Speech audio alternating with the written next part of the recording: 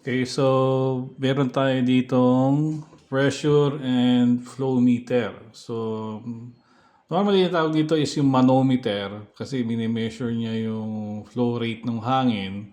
Pero base doon sa box niya, ang tawag niya is pressure and flow meter.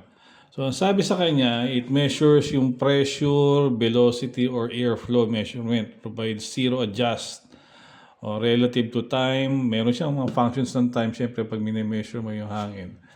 So, ang basics nito, meron tayo ditong parang controller na meron siyang mga tube. So, meron tayo rito na yung actual unit niya. So, meron siyang magandang carrying case.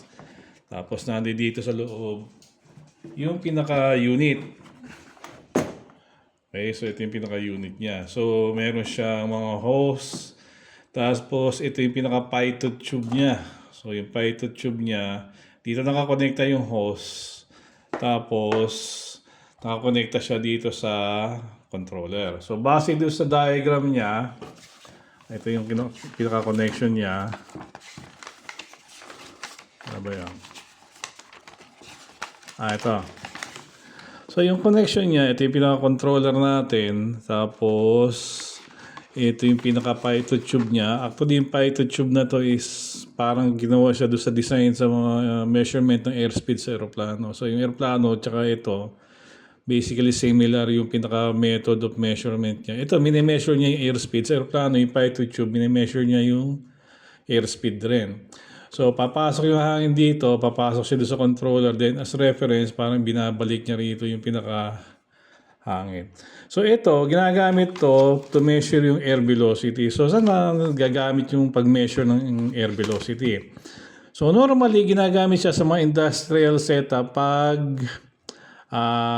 gumagawa kayo ng mga air conditioning systems, yung mga, mayroong mga ducting, tapos yung mga dito, yung mga blower, may measure niyo yung accurate, yung pinaka-output rate ng blower. So, para meron kayong reference point kung kunyari, may ducting kayo na may singaw, tapos mini-measure, initial measurement nyo ng pinaka-air velocity niya, tapos sabi nyo, parang kulang siya, tapos hinahanap nyo yung mga singaw, tinakban nyo yung singaw, tinitignan nyo kung nag-improve siya, pwede kayong gumamit nitong airflow velocity meter or sometimes known as yung manometer.